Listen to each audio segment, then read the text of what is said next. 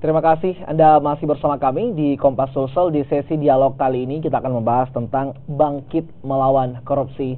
Di minggu ini kita kembali dicengangkan dengan beberapa kasus korupsi yang sudah terungkap.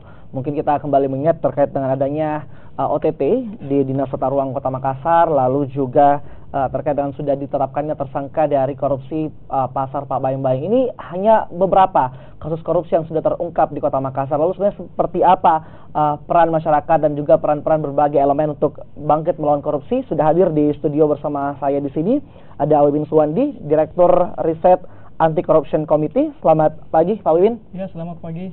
Juga ada Pak Subhan, Ketua Ombudsman Sulawesi Selatan. Selamat pagi Pak Subhan. Selamat pagi. Oke, mungkin saya sebelum kita bahas bangkit melawan korupsi, terakhir adalah tersangka sudah ditetapkan untuk korupsi Pak Baing-Baing. Apa yang Anda bisa mungkin sampaikan kepada masyarakat terkait dengan baru-baru ini tiba-tiba saja seperti itu bermunculan kasus-kasus korupsi yang ada di lingkup pemerintahan kita di Kota Makassar? Ya, sebetulnya memang hanya menunggu keinginan kuat dari para penegak hukum untuk menindaklanjuti. Karena kasus-kasus di pasar itu ya sudah kita tahu bahwa di Pak Baing-Baing itu sudah lama sangat parah kondisinya. Tapi sebetulnya bukan hanya di Pak Baing-Baing, hampir semua pasar-pasar tradisional semacam Pak Baing-Baing, Hartako, pasar apa namanya itu rata-rata harus diperjualbelikan. Kami bahkan sekarang kadang berpura-pura sebagai calon pengontrak pasar, itu kan ditawarkan kita.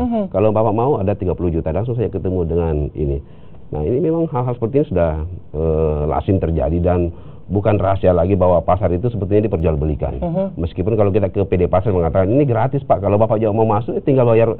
Tapi itu kan pasar. Kemudian ada orang-orang yang sebetulnya bukan peruntukannya untuk dia, tapi dia mengambil.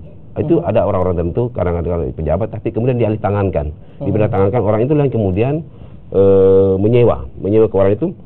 Parahnya lagi, pasar itu coba cek di Pak Baing-Baing, banyak sekali los di situ yang diagungkan di bank.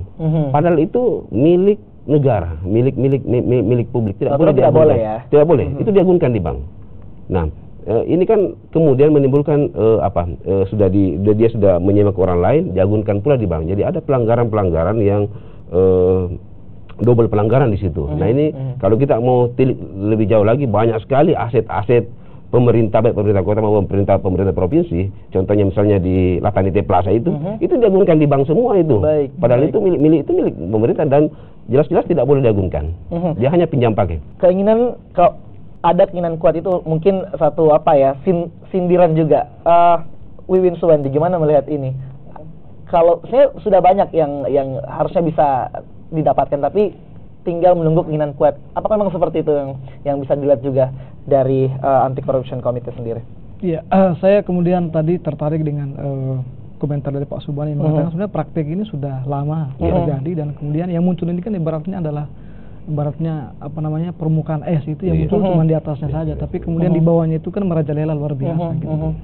Nah, ini juga kemudian dilihat di sini dari negara, dalam hal ini Pemkot misalnya itu mungkin entah kemudian pada beberapa sisi mereka telah melakukan pembenahan, tapi pada beberapa sisi yang lain kita melihat ada semacam pembiaran kemudian bahwa praktek ini kemudian terjadi terus-menerus, di mana kemudian bisa jadi pedagang menjadi korban, terlepas dari juga mereka juga bertindak sebagai orang yang kemudian tiba-tiba kemudian mengajukan agunan di bank seperti itu. Tapi kita lihat di sini kan kemudian fungsi pasar itu kan dia kemudian menjadi semacam ruang interaksi sosial, sekaligus juga dia membantu warga-warga kelas menengah ke bawah ya. Ini kita bicara konteks pasar tradisional ya, yang dibawahi oleh Pemkot Makassar.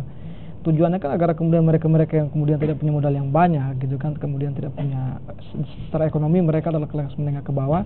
Untuk itulah kemudian Pemkot Makassar sebagai negara membantu mereka dan menyediakan los yang terjangkau gitu. Tapi kasus kemudian pasar Pak Baing-Baing ini kan kemudian membuka mata kita.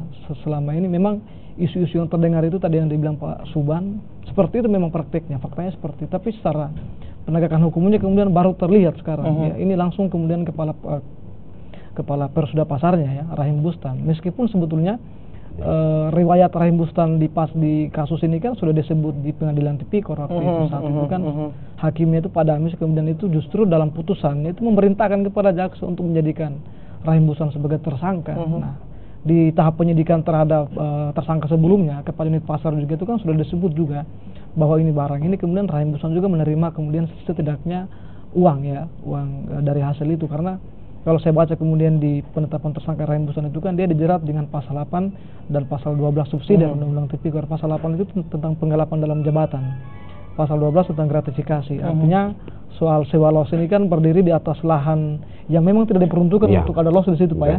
Nah, ini lahan kemudian dianggap sebagai fasumnya di situ kan, tapi kemudian itu diperjualbelikan oleh oknum-oknum di Balai Pasar, termasuk kemudian keterlibatan dari Rahim Bustan.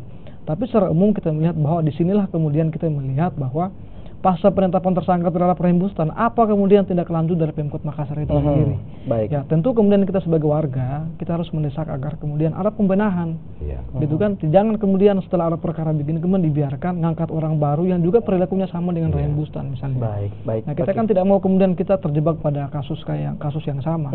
Ya, keledai aja kemudian tidak akan jatuh pada lubang yang sama, gitu kan? Apalagi kita manusia. Banyak temuan yang sudah didapati, baik itu dari misalnya ACC sendiri ataupun juga dari ombudsman sendiri. Namun ketika itu hanya berakhir pada temuan, apa sebenarnya membuat biasanya hanya terkendala terkait dengan temuan namun tidak ditindak lanjut? Apa yang membuat itu? Lalu tadi juga saya mengutip perkataan dari Wiwin mengatakan bahwa Pak Wiwin mengatakan bahwa ada pembiaran. Siapa yang membiarkan ini semua sebenarnya, Pak Subhan? Iya.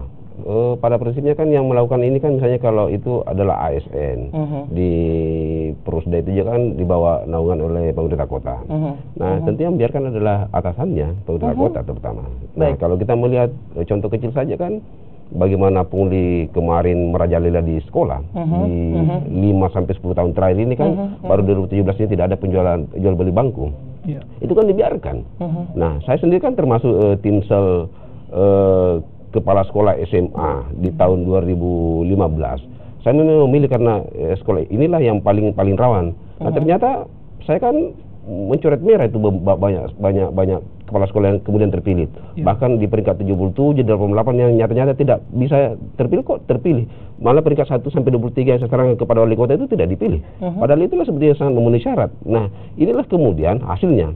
Ketika 2015 mereka menjual bangku, 2016 menjual bangku, dia tertangkap.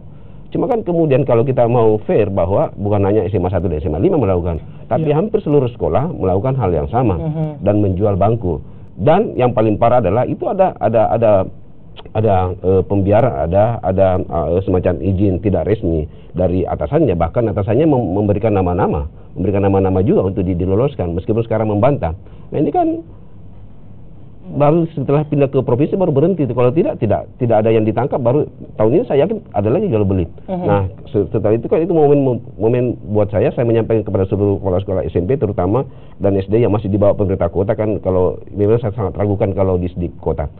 Jangan pernah mau buka offline lagi kalau tidak ada tanda tangan kepala dinas di situ. Karena besok ketika Anda tertangkap, dia akan lepas tangan itu. Nah, sekarang dia bertanda tangan. Dan ternyata memang tidak ada lagi jual beli bangku. Yang ada adalah penjualan seragam. Nah, inilah yang kemudian kita ingin berikan contoh bahwa cara-cara penangkapan itu juga adalah sebuah tindakan pencegahan. Karena kalau hanya melakukan seminar, ancaman, himbauan, di televisi, di masjid, itu bukan kurang efektif, tidak pernah didengar, tidak akan pernah, karena ini sudah menjadi perilaku. Karena ini sudah menjadi perilaku sehingga mereka tidak akan hidup nyaman kalau tidak melakukan itu setiap hari gitu loh. Baik. Lalu kalau misalnya tadi Mas Win mengatakan, Pak Win mengatakan misalnya memang terlihat ada pembiaran juga di situ. Sebenarnya apa kendala yang kadang-kadang membuat misalnya kasus itu susah untuk dilanjut lagi, kecuali walaupun memang sudah ada pembiaran. Tentu kan ada juga faktor-faktor lain yang mengakibatkan itu. Kenapa akhirnya susah untuk ditangani biasanya? Nah, ini kan juga sebenarnya kan juga membuka kelemahan atau bobrok yang terjadi di Badan Pengawas Perusda itu sendiri. Badan Pengawas Perusda. Masing-masing Perusda itu kan sudah punya badan pengawas. Di semua Perusda di Makassar itu, hampir di semua Indonesia itu yang punya Perusda itu punya badan pengawas. Apa fungsi dibentuk badan pengawas? Untuk mengawasi kinerja direksi, kinerja kemudian pelayanan publik yang ada di Perusda itu. Nah, kalau terjadi kasus-kasus pungli seperti ini, terus tugas badan pengawas ini apa? Rekomendasi mereka minimal kemudian alat temuan yang mereka hasilkan kemudian itu disampaikan kepada wali kota sebagai owner gitu kan, Perusda. Nah, ini kan terlihat ketika kemudian kasus pasar Bebayang-Bayang ini kan kita melihat satu sisi kelemahan kemudian fungsi pengawasan yang dilakukan oleh badan pengawas di PD pasar itu kan, mereka tidak menjalankan fungsi pengawasan sebagaimana mestinya. Setidaknya ketika kemudian masalah ini kemudian terbuka gitu kan, ditindak oleh penegak hukum, minimal kita melihat barangkali mungkin sudah ada laporan yang masuk ke Ombudsman, barangkali badan pengawas itu sudah mengidentifikasi beberapa persoalan yang ditemukan. Gitu. Baik. Tadi kan kita sudah sepakat bahwa persoalan ini kan ibarat fenomena gunung es gitu kan, yang muncul cuma 1-2 orang, tapi prakteknya itu di bawah itu merajalela seperti gurita. Nah, minimal kemudian kita melihat apa kinerja badan pengawas Perusda, khususnya di PD Pasar ini. Mereka pasti sudah memiliki kemudian temuan-temuan terkait dengan kemudian tata kelola pasar, gitu kan, sistemnya mungkin kelemahannya di mana, SOP-nya barangkali kerjasama dengan pihak ketiga masalah seperti itu, kemudian perjanjian dengan pedagangnya misalnya per bulannya berapa, seperti termasuk kemudian soal asuransinya apa semua itu kan harus kemudian dikelirkan di situ. Nah, kita tidak melihat ini komentar badan pengawas, seakan-akan mereka ini lepas tanggung jawab aja mereka ini. Lepas coba teman-teman media juga kemudian minta tanggapan. Apakah juga baik dari ACC ataupun juga Ombudsman menganggap memang ada kung kali kong? Saya justru kemudian sarankan mending wali kota sekalian ganti aja badan pengawasnya itu. Bisa jadi. Kita akan lanjutkan nanti saja jeda. Kira-kira apa masukan? Tadi mengatakan bisa jadi wali kota disarankan untuk mengganti misalnya badan pengawas. Oke, kita akan lanjutkan nanti saja. Tetaplah bersama kami di Kompas Sulsel.